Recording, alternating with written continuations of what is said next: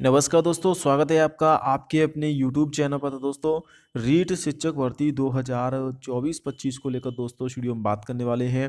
रीट शिक्षक भर्ती के दोस्तों यहाँ पर हम सिलेबस को लेकर, जी हाँ दोस्तों, रीट लेवल फर्स्ट के सिलेबस को लेकर ये वीडियो है। लेवल 2 की भी जल्द ही आपके लिए वीडियो आ जाएगी दोस्तों, क्योंकि ये वीडियो लॉन्ग हो जाएगी। इसमें सिर्फ हम लेवल फर्स्ट के सिलेबस को लेकर ही बात करने वाले हैं, यानी कि कक्षा 1 से 5वीं तक के लिए जो बीएसटीसी वाले विद्यार्थी हैं या डीएलएड वाले विद्यार्थी हैं जो लेवल फर्स्ट का एग्जाम देंगे, उनके लिए वीडियो काफ़ी ज़्यादा इंपॉर्टेंट रहने वाली है। तो चलिए दोस्तों, आपका ज़्यादा समय ना वीडियो स्टार्ट करते हैं।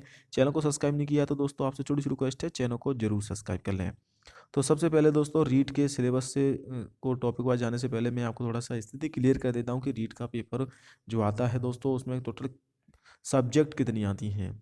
तो देखिए, इसमें पहली तो दोस्तों आपकी साइकोलॉजी आएगी 30 नंबर की, 30 ही क्वेश्चन आएंगे 30 नंबर की। इसके बाद दोस्तों भाषा फर्स्ट, भाषा सेकंड। इसमें आपको थोड़ा सा मैं आपको समझा देता हूँ। काफ़ी सारे स्टूडेंट गलती करते हैं कि देखिए, भाषा फर्स्ट में आप इसमें हिंदी ले सकते हैं, अंग्रेजी ले सकते हैं, संस्कृत, उर्दू, सिंधी, पंजाबी, गुजराती। ये भाषा फर्स्ट की आपके लिए सब्जेक्ट रहती हैं। मान लीजिए आपने भाषा फर्स्ट में अगर हिंदी लिया है, आप हिंदी मीडियम से तो हिंदी लेंगे, तो दूसरी सब आपको भाषा सेकंड में आप हिंदी नहीं ले सकते हैं, बाकी इसके अलावा कुछ भी ले सकते हैं। अंग्रेजी ले सकते हैं, संस्कृत ले सकते हैं, उर्दू, सिंधी, पंजाबी, गुजराती। मोस्टली छात्र हिंदी के साथ संस्कृत लेते हैं, जो उनको सरल पड़ जाता है। अगर आप इंग्लिश मीडियम हैं तो इसमें फिर आपके पास ये ऑप्शन बचता है कि आप फर्स्ट लैंग्वेज में अंग्रेजी ले सकते हैं, दूसरे में आप हिंदी ले सकते हैं या संस्कृत ले सकते हैं, लेकिन अंग्रेजी नहीं ले सकते। यानी कि जो भाषा फर्स्ट में आप लोगे वो भाषा सेकंड में नहीं लोगे, कोई अन्य सब्जेक्ट ही आपको लेनी होगी। तो ये हो गया आपका 30 नंबर की साइकोलॉजी, 30 नंबर की भाषा फर्स्ट, 30 नंबर की भाषा सेकंड। इसके बाद दोस्तों आ जाता है आपका गणित, ये सबके लिए कॉमन है, और इन्वायरमेंट स्टडीज़ यानी कि ईवीएस है। ये तो इस प्रकार से दोस्तों टोटल हो जाते हैं 30, 30, 60, 30, 90 और 30, 120 और 30, 150 क्वेश्चन, 150 नंबर के। और आपको 150 ही मिनट मिलती है, यानी कि 2.5 घंटे का समय मिलता है। तो 150 मिनट यानी कि 1 मिनट में एक क्वेश्चन आपको हल करना होगा। इस प्रकार से दोस्तों आपका सिलेबस। अब चलिए सिलेबस देख लेते हैं टॉपिक वाइज। तो दोस्तों यहाँ पर मैं सबसे पहले स्टार्ट करूँगा साइकोलॉजी के क्या क्या टॉपिक आएंगे। शिक्षण विधियाँ भी आती हैं दोस्तों इसमें, और इसके अलावा देखिए ये दे सकते हैं प्रथम स्तर का सिलेबस है आपका। तो इसमें हम स्टार्ट करते हैं सबसे पहले साइकोलॉजी से। ये साइकोलॉजी में क्या क्या आता है, देखिए 30 क्वेश्चन 30 नंबर के शुरुआत में ही आपने मैंने बता दिया है, यहाँ पर आप देख भी सकते हैं। अभी इसमें देखिए डिवाइडेशन होता है दोस्तों। इसमें टोटल टॉपिक अगर मैं बात करूँ तो ये दे सकते हैं। सबसे पहले दोस्तों इसमें आपका आएगा, मैं थोड़ा और स्मॉल कर लेता हूँ ताकि आपको पूरा समझ में आए। बाल विकास, बाल विकास में बुद्धि विकास आएगा, विकास की संकल्पना, विकास के विभिन्न आयाम, सिद्धांत, विकास को कारक प्रभावित करने वाले कारक। तो ये विकास का पूरा एक यूनिट है। इसके अलावा वंशानुक्रम एवं वातावरण, तो ये आपका विकास में आ जाता है। ये इसके बाद आता है व्यक्तिगत भिन्नताएं हैं, जैसे कि अर्थ प्रकार व्यक्तिगत भिन्नता को प्राप्त करने वाले कारक हैं। इसके बाद आता है व्यक्तित्व यानी कि पर्सनैलिटी है, संकल्पना है, व्यक्तित्व के प्रकार हैं, व्यक्तित्व के प्रभावित करने वाले कारक हैं, व्यक्तित्व का मापन।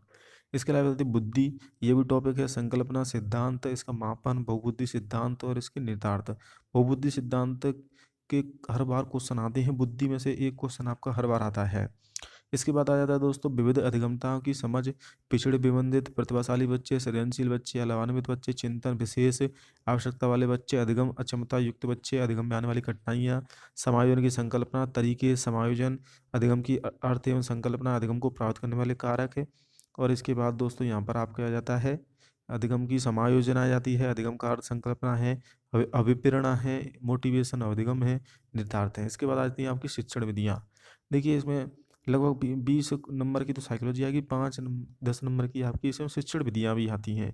सब में ऐसे ही रहता है, जैसे कि इसमें 20 की 22 भी हो जाता है, ऐसे ही गणित में होता है दोस्तों 20 या 22 नंबर का मैथ, इसके बाद शिक्षण विधियाँ।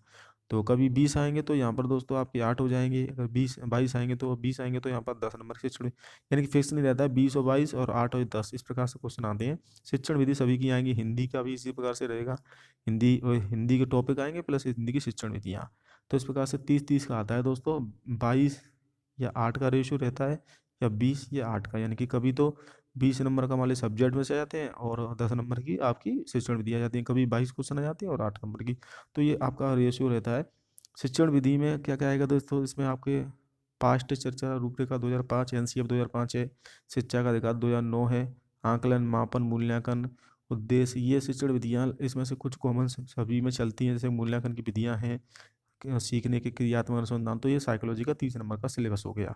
अब दोस्तों हिंदी को लेकर बात कर लेते हैं। हिंदी में क्या आएगा, तो हिंदी में भी वही 30 क्वेश्चन 30 नंबर के शुरुआत में ही बता दिया आपको। एक अपठित गद्यांश आएगा जिसमें आपको पर्यायवाची विलोम वाक्यांश वाक्यांश के लिए एक शब्द, शब्दार्थ, शब्द शुद्धि, उपसर्ग, प्रत्यय, संधि, समास, ये सभी उसमें से पूछे जा सकते हैं। गद्यांश आएगा उसमें से आपको ये सभी पूछे जा सकते हैं। एक अपठित गद्यांश भी आएगा जिसमें आपको वचन, काल, लिंग, शब्दों का वचन, काल और लिंग बदलना, ये सभी आपसे पूछा जा सकता है। वाक्यों के प्रकार हैं, पदबंध है, मुहावरे, लोकोक्ति हैं, भाषा शिक्षण विधियाँ हैं। और इसकी ये शिक्षण विधियाँ स्टार्ट हो गई यहाँ से। फिर वही दोस्तों शिक्षण निगम के कौशल, पाठ्य पुस्तक विधियाँ हैं, बहुपाठ्यम आपका शिक्षण के अन्य संसाधन हैं। इसके अलावा और आपके बहुविकल्प भाषा शिक्षण में मूल्यांकन, उपलब्धि परीक्षण, समग्र सतत मूल्यांकन, उपचारात्मक शिक्षण। तो ये सभी टॉपिक आपको, कुछ टॉपिक इसमें कॉमन रहते हैं। ये शिक्षण विधियाँ हैं और इसमें ही वही रेशियो रहेगा जो मैंने आपको शुरू में बताया। तो ये हिंदी का टॉपिक हो गया। इसके बाद कुछ छात्र लेते हैं दोस्तों भाषा आपकी, फर्स्ट में इंग्लिश लेते हैं। सिलेबस एक ही है, चाहे वो फर्स्ट में ले लो या सेकंड में ले लो। और इसके अलावा मोस्टली छात्र क्या लेते हैं, हिंदी या फिर दोस्तों संस्कृत या फिर इंग्लिश। तो इसमें से देखिए आप हिंदी इंग्लिश के साथ जा सकते हैं, हिंदी संस्कृत के साथ जा सकते हैं। अगर आप इंग्लिश लेते हैं तो हिंदी के साथ जा सकते हैं या फिर संस्कृत के साथ जा सकते हैं। तो वो आप पर डिपेंड करता है कि आपकी पकड़ किसमें। हिंदी तो मोस्टली छात्र लेते ही हैं, और संस्कृत और इंग्लिश में से आपको एक सब्जेक्ट लेनी होती है। कुछ छात्र इंग्लिश वाले होते हैं तो वो हिंदी उनको लेना, हिंदी लेते हैं साथ में, या संस्कृत भी ले सकते हैं। चलिए यहाँ पर अब इंग्लिश के टॉपिक हम समझ लेते हैं दोस्तों। देखिए इसमें भी अनसीन पैसेज आएगा एक। इसमें आपको anatomy, spelling, word formation, one word substitution, unseen passage एक और आएगा। एक तो अनसीन पेस, इसमें सिम्बल से पूछे जाएंगे। Part of speech, tense, determination, degree, comparison. इसके अलावा दोस्तों principle of teaching English, method, approach English language, English के टॉपिक नहीं है। Comparative, continuous and evolution, evolution in English and English language, English का कैसे उद्भव हुआ, इंग्लिश के बारे में प्रकार है। स्किल है, इंग्लिश टीचिंग मटेरियल है, टेक्स्ट बुक, मल्टीमीडिया मटेरियल। तो ये इंग्लिश का सिलेबस हो गया। अब बात करें संस्कृत। देखिए अब संस्कृत को लेकर बात कर लेते हैं। मोस्टली 3 ही सब्जेक्ट लेते हैं आप छात्र। इसमें से आप कॉम्बिनेशन बना सकते हैं। मोस्टली छात्र जाते हैं आपकी हिंदी और संस्कृत के साथ, या फिर हिंदी और इंग्लिश के साथ। सिलेबस वही है, चाहे भाषा फर्स्ट में ले लो या सेकंड में ले लो। इसके बाद दोस्तों संस्कृत में क्या क्या आएगा, इसमें भी एक अपठित गद्यांश पूछा जाएगा। इसमें आपको शब्द रूप, धातु रूप, कारक, विभक्ति, उपसर्ग, प्रत्यय, संधि, समास, सर्वनाम, विशेषण, अव्यय। इसके बाद लकार परिवर्तन आएगा, लट लकार, विधिलेखन, इसके बाद वचन, लकार, लिंग, संधि, समास, विशेषक, ये विलोम शब्द, ये सभी आपसे पूछे जाएंगे। महेश्वर सूत्र से संबंधित आएगा। संस्कृत भाषा की शिक्षण विधियाँ आएंगी। संस्कृत के सिद्धांत, भाषा शिक्षण के सिद्धांत आएंगे। अशुद्धि संशोधन आएगा। संस्कृत उत्थ्य में आएगा प्रश्न निर्माण, लट लकारस्य वाच्य परिवर्तन।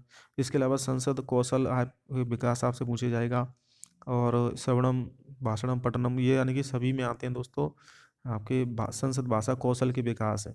इसके बाद संस्कृत अध्यापनस्य अधिक सामग्री पाठ्य पुस्तकानि संप्रेषण, यानी कि संप्रेषण के साधन पूछे जाएंगे। मूल्यांकन आएगा, प्रश्न, मौखिक, लिखित मूल्यांकन, सतत मूल्यांकन, उपजात्मक मूल्यांकन। तो ये संस्कृत का सिलेबस हो गया। अब बचता है दोस्तों आपका गणित। इसमें आप अन्य सब्जेक्ट भी ले सकते हो भाषा फर्स्ट में, जैसे कि आप संस्कृत के अलावा हिंदी, इंग्लिश के अलावा हिंदी, पंजाबी, उर्दू, ये भी ले सकते हो। लेकिन उसकी दोस्तों यहाँ पर मोस्टली छात्र नहीं लेते हैं। अब मैं संस्कृत, इसके बाद आप बात कर लेते हैं गणित, जो सबके लिए कॉमन है।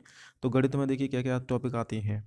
इसमें आती है दोस्तों आपकी 1 करोड़ तक की पूर्ण संख्या, स्थानीय मान आती है, तुलना आती है, गणितीय मूल्य संक्रिया आती है, जोड़, बाकी, गुणा, बाकी, और भारतीय मुद्राएं, यानी कि बॉड मास का नियम जो, और भारतीय मुद्राएं। तो ये फर्स्ट टॉपिक है।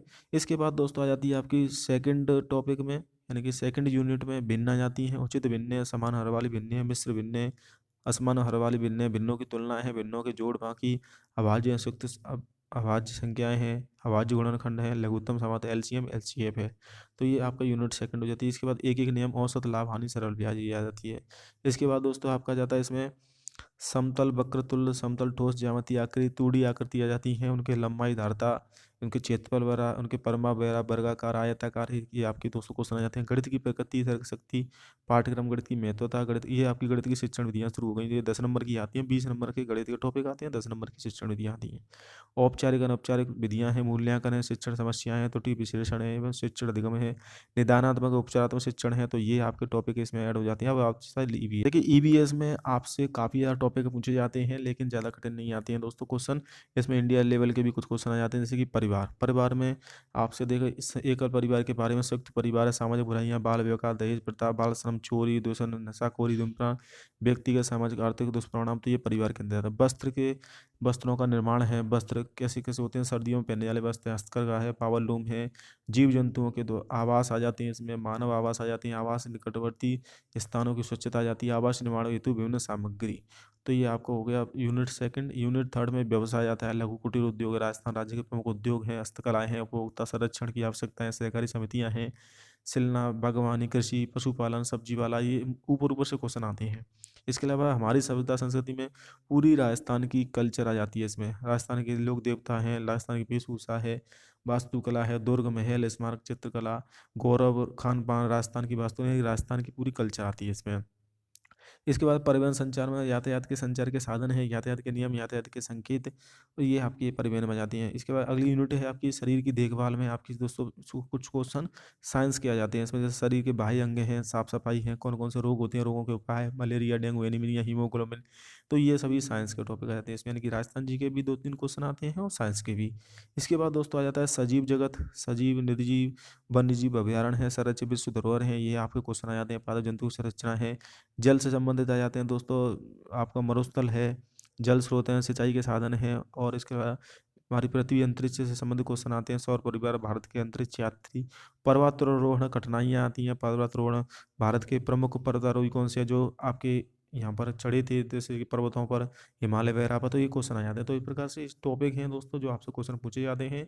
ये है रीट L1 का सिलेबस। L2 का सिलेबस मैं जल्दी बना दूँ, आपके दोस्तों चैनल पर वीडियो आ जाएगी L2 के सिलेबस की, मैं जल्दी ही डाल दूंगा क्योंकि ये वीडियो काफ़ी लॉन्ग हो जाएगी। तो मैंने सिर्फ इसमें L1 का ही सिलेबस शामिल किया है। L2 का सिलेबस अगर आपको चाहिए तो आप मुझे ज़रूर कमेंट करें।